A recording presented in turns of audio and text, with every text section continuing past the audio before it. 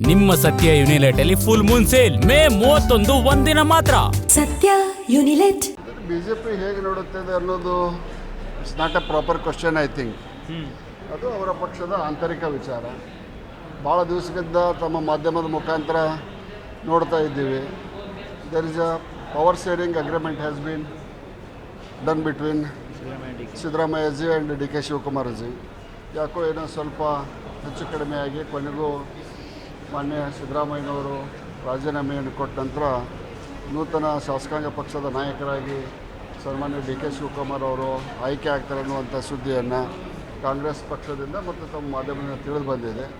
ನೂತನ ಮುಖ್ಯಮಂತ್ರಿಗಳಿಗೆ ಶುಭವಾಗಲಿ ಅಂತ ಹಾರೈಸ್ತಾ ಇನ್ನಷ್ಟು ಒಳ್ಳೆಯ ಆಡಳಿತವನ್ನು ನೀಡಿ ರಾಜ್ಯದಲ್ಲಿ ಸಕಾಲದಲ್ಲಿ ಮಳೆ ಬೆಳೆ ಪ್ರಾರಂಭ ಆಗಿದೆ. ಮಳೆ ಗೊಬ್ಬರ ಮತ್ತು ಇನ್ನಿತರ ಔಷಧಿಗಳು ಯಾವುದೂ ಕೊರತೆಯಾಗದ ಹಾಗೆ ನೂತನ ಮುಖ್ಯಮಂತ್ರಿಗಳು ನೋಡಿಕೊಳ್ಳಿ ಅಂತ ಆಶಿಸ್ತೇನೆ. ಅಲ್ಲ, ಬಿ ಜೆ ಪಿ ಯಾಕೆ ಹೇಗೆ ನೋಡುತ್ತೆ ಅಂತ ಪ್ರಶ್ನೆ ಬಂತು ಅಂದರೆ, ಯಡಿಯೂರಪ್ಪ ಅವರು ಕೆಳಗಿಳಿದಾಗ ಯಡಿಯೂರಪ್ಪನವ್ರಿಗೆ ಅನ್ಯಾಯ ಮಾಡಿಬಿಡ್ತು ಅಂತ ಕಾಂಗ್ರೆಸ್ ಚುನಾವಣೆಯೇ ಮಾಡಿಬಿಟ್ರು. ಈಗ ಸಿದ್ದರಾಮಯ್ಯ ಹಿಂದುಳಿದ ನಾಯಕರು, ಕುರುಬ ಸಮುದಾಯಕ್ಕೆ ಸೇರಿದವರು, ಇದು ಅವರ ಪಕ್ಷದ ಆಂತರಿಕ ವಿಷಯ. ಅವರಿಗೆ ಅಗ್ರಿಮೆಂಟ್ ಆಗೈತೆ ಅಂತ ಅವರಿಬ್ಬರು ಹೇಳ್ತಿದ್ರು. ಒಂದು ಟೈಮ್ ಅಗ್ರಿಮೆಂಟ್ ಆಗಿದೆ ಅಂತ ಹೇಳ್ತಿದ್ರು, ಒಂದು ಟೈಮ್ ಅಗ್ರಿಮೆಂಟ್ ಆಗಿಲ್ಲ ಅಂತ ಹೇಳ್ತಿದ್ರು. ಸನ್ಮಾನ್ಯ ಶಿವಕುಮಾರ್ ಅವರು ದೆಹಲಿಯಲ್ಲಿ ಯಾವುದೋ ಒಂದು ಆಂಗ್ಲ ಪತ್ರಿಕೆಗೆ, ಆಂಗ್ಲ ಚಾನಲ್ಗೆ ಕೊಟ್ಟಂಥ ಸಂದರ್ಶನ ಕೂಡ ನಾನು ನೆನಪು ಮಾಡ್ಕೊತೇನೆ. ಏನೇ ಸುಖಾಂತ ಕಂಡಿದೆ. ಸುಮಾರು 5-6 ತಿಂಗಳಿಂದ ರಾಜ್ಯದಲ್ಲಿ ಆಡಳಿತನೇ ಇಲ್ಲ ಅನ್ನುವಂಥ ಪರಿಸ್ಥಿತಿ ನಿರ್ಮಾಣ ಆಗಿತ್ತು.